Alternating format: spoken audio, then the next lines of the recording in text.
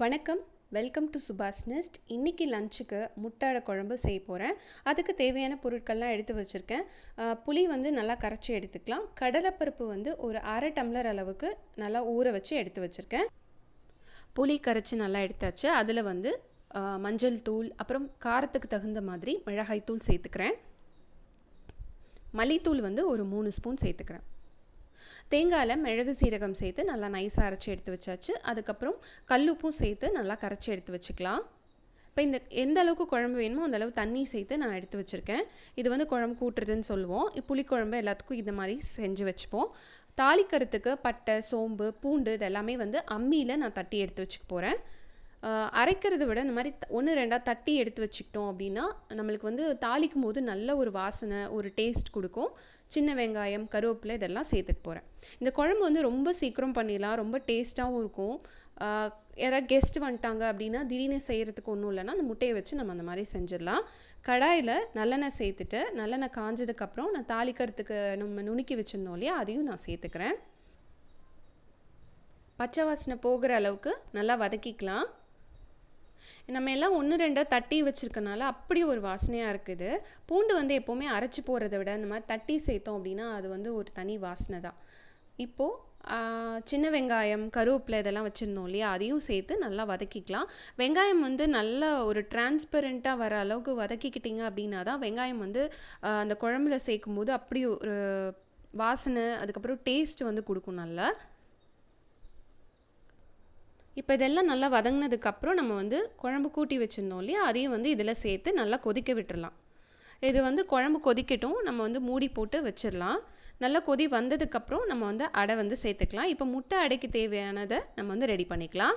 கடலைப்பருப்பை வந்து ஒரு சின்ன துண்டு அளவுக்கு இஞ்சி வந்து நான் தட்டி அதையும் இதோடு சேர்த்து நல்லா அரைச்சி எடுத்துக்க போகிறேன். இந்தளவு அரைச்சி எடுத்துக்கலாம். கடலைப்பருப்பு வந்து சேர்க்குறனால நல்ல ஒரு பைண்டிங் கிடைக்கும். அதே மாதிரி டேஸ்ட்டும் வந்து நல்லா எடுத்து கொடுக்கும். நல்லா இழுத்து வரும்னு சொல்லலாம். அதாவது ஒரு 2 பேர் சாப்பிட்ற இடத்துல ஒரு 4 பேர் தாராளமாக சாப்பிட்லாம்.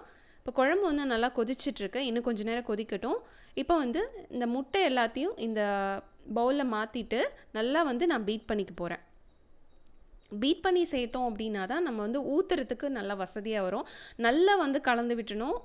நல்லா நுர வர அளவுக்கு இந்த அளவுக்கு கலந்து விட்டுடலாம்.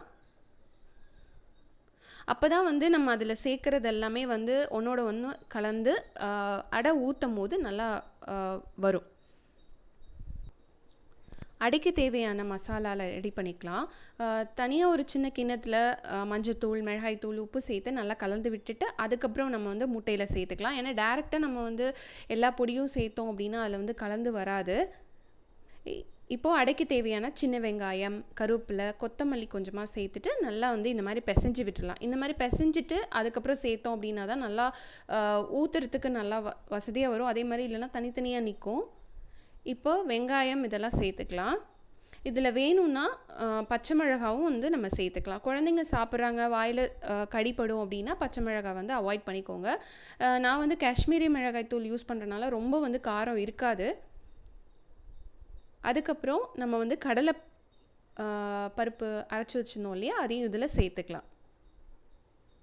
கடலை மாவு கூட நீங்கள் சேர்த்துக்கலாம். கடலைப்பருப்பு ஊற வைக்க நேரம் இல்லை, டக்குன்னு செய்யணும் அப்படின்னா கடலை மாவு கூட சேர்த்துக்கலாம். ஆனால் அந்தளவுக்கு ஒரு டேஸ்ட் இல்லை, அது கொஞ்சம் வந்து வழுவழுன்னு இருக்குது. இப்போ தோசைக்கல் நல்லா காஞ்சதுக்கப்புறம் நம்ம கொஞ்சம் கொஞ்சமாக வந்து அடை ஊற்றி எடுத்துக்கலாம்.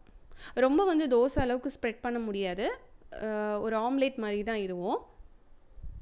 இப்போ இதை நல்லா வேக விட்டு திருப்பி போட்டுக்கலாம். 2 சைடும் நல்லா வெந்ததுக்கப்புறம் நம்ம எடுத்து சின்ன சின்ன பீசஸாக கட் பண்ணிக்கலாம். 4 முட்டைக்கு எனக்கு வந்து ஒரு 6-7 அடைக்கிட்ட வந்தது. ஸோ இதுவே போதும். தொட்டுக்கன்னு பார்த்திங்கன்னா இதுவே வந்து நாங்கள் தொட்டு தான் சாப்பிடுவோம். குழம்புல போடுறது போக மீதி அடையை வந்து நாங்கள் தொட்டுப்போம். குழம்பு வந்து இப்போ ரெடி ஆகிடுச்சு. நான் ஆஃப் பண்ணிட்டேன் ஸ்டவ்வை. இப்போ இதை சின்ன சின்ன பீசஸாக இந்த மாதிரி கட் பண்ணிவிட்டு இதை வந்து நம்ம குழம்புல ஒன்றா சேர்த்துக்கலாம். இது வந்து ரொம்ப சீக்கிரம் பண்ணிடலாம் இந்த குழம்பு. அதே மாதிரி ரொம்ப டேஸ்டியாகவும் இருக்கும். இதே வந்து நம்ம முட்டை உடச்சி ஊற்றியும் செய்வாங்க, அதுவும் நல்லாயிருக்கும். இது வந்து நல்லா கரையாமல் குழம்புல நல்லா ஊறி சாப்பிட்றதுக்கு ரொம்ப நல்லாயிருக்கும். தயிர் சாதத்துக்கு இந்த குழம்பும் இந்த அடையும் வச்சு சாப்பிட்டிங்கன்னா ரொம்ப ரொம்ப நல்லாயிருக்கும். இப்போ இந்த மாதிரி ஒவ்வொரு அடையாக நம்ம வந்து சேர்த்துக்கலாம். இது வந்து சேர்த்துட்டு ஒரு 5 நிமிஷம் போல் அந்த குழம்புல அதை ஊற விட்டுட்டிங்க அப்படின்னா ரொம்ப நல்லாயிருக்கும். மிச்சம் இருக்கிற அடையை வந்து நம்ம ஸ்நாக்ஸ்க்கு கொடுக்கலாம். இல்லைனா வந்து குழந்தைங்க வந்து ஸ்கூல்லேருந்து வந்தால் ஸ்நாக்ஸ் என்ன கொடுக்கறது அப்படிங்கிறதுக்கு இது ஒரு நல்ல ஒரு சேஞ்சாக இருக்கும். கண்டிப்பாக வந்து அவங்களுக்கு பிடிக்கும். சூடாக ஊற்றி கொடுத்தீங்க அப்படின்னா சாப்பிட்றதுக்கு ரொம்ப நல்லாயிருக்கும். கண்டிப்பாக இந்த ரெசிபி வந்து உங்களுக்கு பிடிச்சிருக்கும்னு நம்புகிறேன். கண்டிப்பாக ட்ரை பண்ணிவிட்டு எனக்கு கமெண்ட் பாக்ஸில் கமெண்ட் பண்ணுங்கள். இந்த மாதிரி ரெசிபிஸ் வேணும் அப்படின்னா என்னோடய சேனலை சப்ஸ்கிரைப் பண்ணுங்கள். தேங்க்ஸ் ஃபார் வாட்சிங். நன்றி.